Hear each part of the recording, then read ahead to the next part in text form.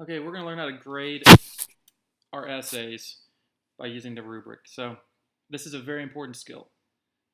In fact, it's as important as anything you've ever learned because um, when you know what is expected of you, then you know, and you know the rules, then you know how to be successful. And so if you're writing and you don't know how you're going to be graded, then it's sort of like wandering around in the dark, in the darkness. The wonderful thing about the rubric, what the rubric gives you that no multiple choice does, is the ability to determine in the ballpark what your grade is going to be when you finish your essay. So it's so important that we have this rubric down, that we're going to be focusing on it all week long, grading our expository essays as a class all week long. But before we do that, I want to show you how I use the rubric to grade your papers. And so I have over here the expository prompt that we had last, or I guess it was a couple of weeks ago, about the internet. It says, in your lifetime, you've been a part of the next great revolutionary invention, the internet. Imagine life without it. How has the internet transformed society? So I'll be grading for 4 things, and you'll notice I've put in parentheses. Well, this one doesn't have a parentheses on there, but I'm giving it one now. Sort of what you're looking for. So on the analysis, right, you're looking for a clear, complex thesis statement. That's pretty much it. But to grade it, you got to know what happens if they don't provide a clear, complex thesis statement, and that's what these underlined words do. Is they show you what the difference is between each grade, each level. So a 4, for example, on the analysis, clearly answers the prompt with a complex thesis statement. A 3 answers the prompt with a clear thesis statement. Notice the difference. This one is complex. This one is, a 3 is just a clear thesis statement. And then if the prompt is not properly addressed, if like for example the writer talked about computers when the prompt said to talk about the internet, then that would probably be missing the prompt. So it would be somewhat addressed as long as the reasons and details were about the internet, but they use the word computer. And then if the prompt's not even addressed at all, it's a 1. So look for the underlined words to know the difference between the levels. So we know that the thesis statement is an introduction, so we can quickly grade the analysis for this one. So right here, although there have been many inventions that have changed society, the internet has had the greatest impact above any of them. I look at it, I see that it starts off with a white buzzword, and then you have, although there are many inventions that have changed society, and so you got your dependent clause, it ends, and then you get the comma in the correct place. So they restated the question, all right, with the answer. The internet, here's the answer in the independent clause. The internet has had the greatest impact above any of them. So it's a clear and complex thesis statement. So this student, for the analysis, they get a 4. Now the next one is development. And development says ideas are a 4. The development is going to focus on elaboration. What does it look like? Why is it important? And do you give an example? So the elaboration, the development is really going to be focusing on the body paragraphs. In fact, I don't even have to read the introduction and conclusion. I just have to read the body paragraphs. Now immediately I noticed this first paragraph doesn't have a lot of sentences. So I'm going to I can already predict there's going to be a lot of problems with the development because it's not going to be elaborating. So he says first, social media has become one of the biggest accomplishments. If you ask anyone if they use social media, they will probably say, quote, yes, I have Facebook, Twitter, Instagram, or Snapchat, end quote. They will probably say that they use FaceTime or Skype too. Now, he gives me an example, but does he tell me why it is important? Does he tell me what it looks like?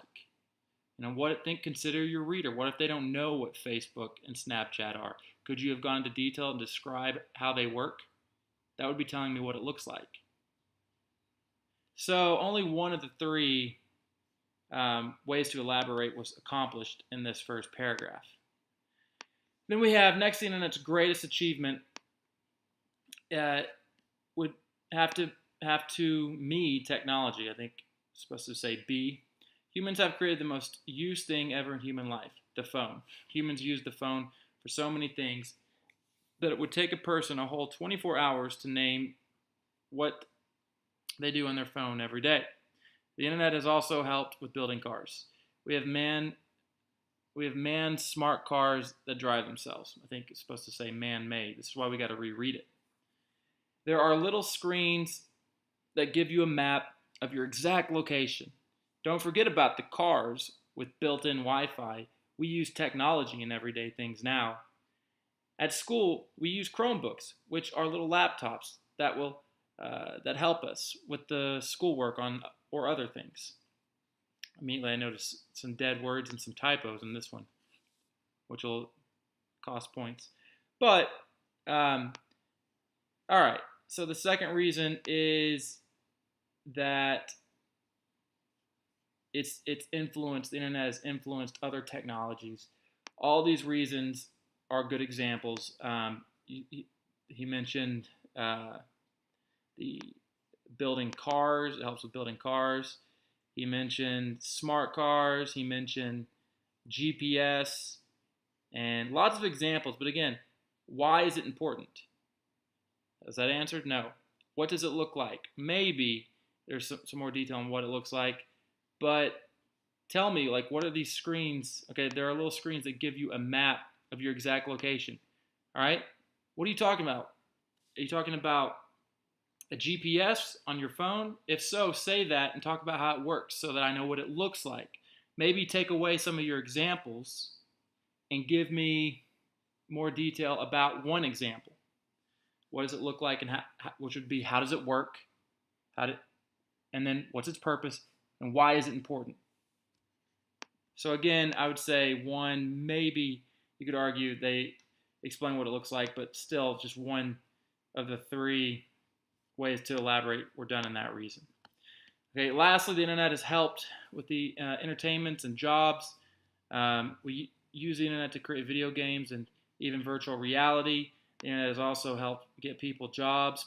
So this is confusing right now because he's lumping two reasons into one RDF. Each RDF is supposed to get its own reason. So immediately, and then he talks about how it impacts sports. So to me, this whole last paragraph is just confusing with the way it's organized. And it's still, I can see that this person is giving examples, but not telling me why the reason is important and what it fully looks like. So on the rubric for development, basically, if it tells me what it looks like, why it is important, and gives me an example, then it gets a 4 because ideas are explained completely. If it only does 2 of the 3 elaboration strategies, then it gets a 3. If it only does 1 and there's some confusion in there, like this one has, then it gets a 2. And it says ideas are incomplete, no reasons or justifications. Well, this person had reasons, but I would say the ideas were vague because they were only listed as examples. It didn't say what it looked like. It didn't say why it was important. And so ultimately, I'd give the development a 2. Then we go to organization. Now, organization, as you can see up here, is basically you have all the pieces in the right places. Your introduction and conclusion as a grabber, a topic sentence / thesis statement, a plan. Your body sentences, the body paragraphs have E's that relate to the RDF. The conclusion has the wrap-up sentence and the concluding thought. The paragraphs have smooth transitions in between them, and the RDF support the topic sentence and the E support the RDFs. Now, how's the 3 different? Well, in the 3, you still have all your major pieces, but you don't have a grabber. That's it. The 3 is just no grabber. And your RDFs mostly support the topic sentence. All right? A 2, you have some evidence of organization, but pieces are missing. And then the transitions between paragraphs are often missing too, making it sort of a difficult read. And then if there's just lots of problems, if there's little to no evidence of organizational structure, and the transitions do not relate to the idea, then it's a 1. So I can already tell that this person will not be getting a 4 because when I looked at the introduction, it's just 1 sentence. Great thesis statement, but what's missing? It's the plan. There's nothing that tells me what the reasons are. Okay? There should be a plan sentence that says some of the greatest impacts the internet has had on society are in social media, or with social media and technology, or with social media, technology, and entertainment. Some sort of plan sentence. Down here it says, in conclusion, although there are many inventions that could change society, the internet has had the greatest impact on human life. There's a wrap-up sentence, but it doesn't restate the plan, and there's no concluding thought. Remember, you cannot have a 1-sentence paragraph. That doesn't exist. So immediately I come over here, and since it's missing a concluding thought and also a plan, we have to come down to the 2 because there is some evidence of organization. There's an intro, and there's a body, and there's a conclusion, but the pieces are missing with the intro and conclusion. Now it says transition, so as long as the order is correct, as long as these 2 paragraphs are body paragraphs, or these 3 paragraphs are body paragraphs that relate to the topic sentence, then it's fine. It's got the basic structure. And I remember from reading it does, except for down here, it got confusing because it lumped in 2 RDFs in 1 sentence, and you never do that. You always want to have 1 RDF or 1 reason in your RDF sentence. Otherwise, you're going to make the body paragraph very confusing. So again, a 2 would be what I would give this person for organization. Now, language usage is the final way that we would grade. And basically, it's going to focus on word choice, dead words, grammar, punctuation, and sentence variety. So when I look at like a perfect paper would show an ability to communicate clearly. The word choices